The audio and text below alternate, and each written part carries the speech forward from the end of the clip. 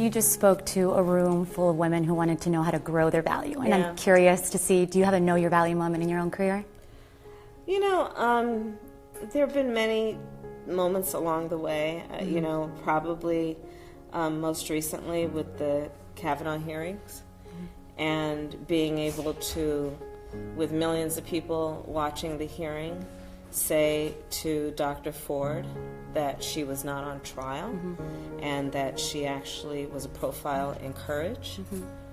I realized in retrospect that it was really important that those words were spoken in that room, in that hearing, because she represents a voice of so many people who have never spoken or people don't want to hear from. And I thought it was really important to remind her and anyone watching that what we were watching was courage in action.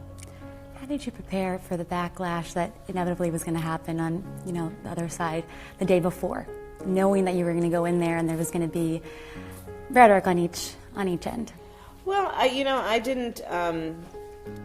I walked into that hearing from the beginning knowing that it was going to be contentious. We're talking about a lifetime appointment to the United States Supreme Court, which is obviously one of the most powerful institutions in the United States government.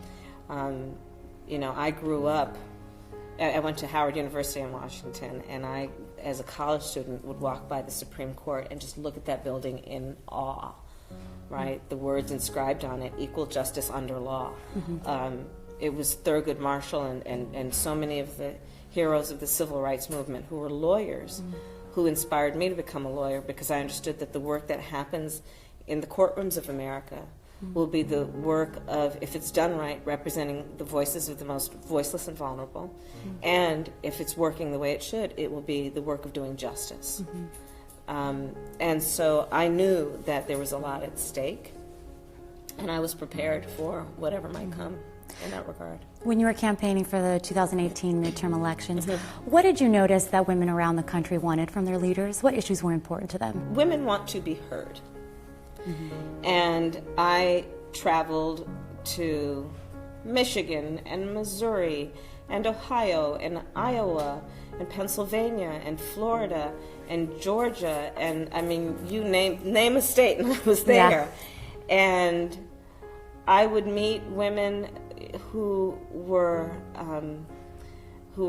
excited about wanting to be a part of the future of our country. I met women who were very upset about what was going on. I met women who were bringing their sons and their daughters and their husbands and their parents because they know that if they participate, the process will be stronger. And many of whom felt that if they weren't present, their voices wouldn't be heard. And so I left that whole process feeling very encouraged, because I think one of the attributes that makes our democracy strong is when everyone participates. And what I have seen over the course of the last couple of years is more and more people are recognizing that if they're not actively involved, their voice won't be present. And I think people are understanding that they cannot take anything for granted. If they don't act and if they don't participate, they can't be sure that what they want will actually happen. What is your advice for women who are considering politics? Run. If you're thinking about running for office, run. You know, and if you're, but if you're considering, or get involved in a campaign, or go to the school district meetings, participate. Let your voice be heard. Be present. Be present and speak up.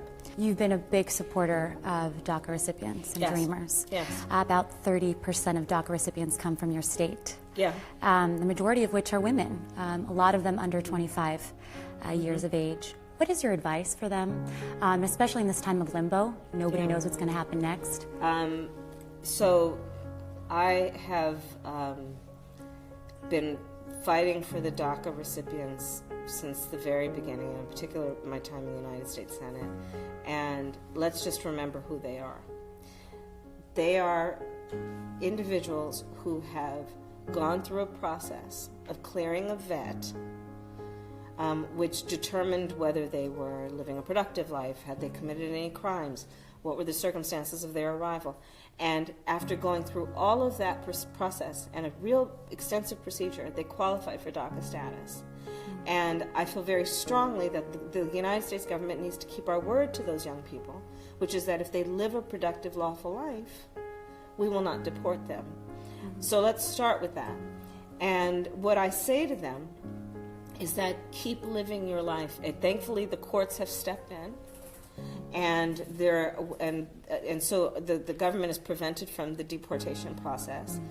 And keep living your life and be active, because I've met DACA students who are on a path to cure cancer, who are working in technology, discovering innovations that are going to change the way we all live.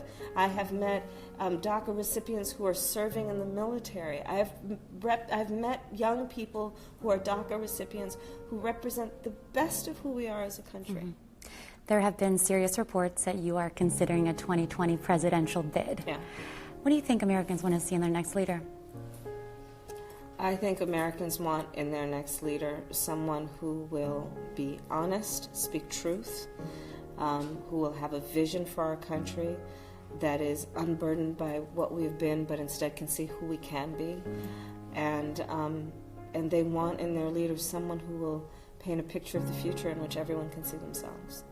Senator Harris, thank you so much. Thank you.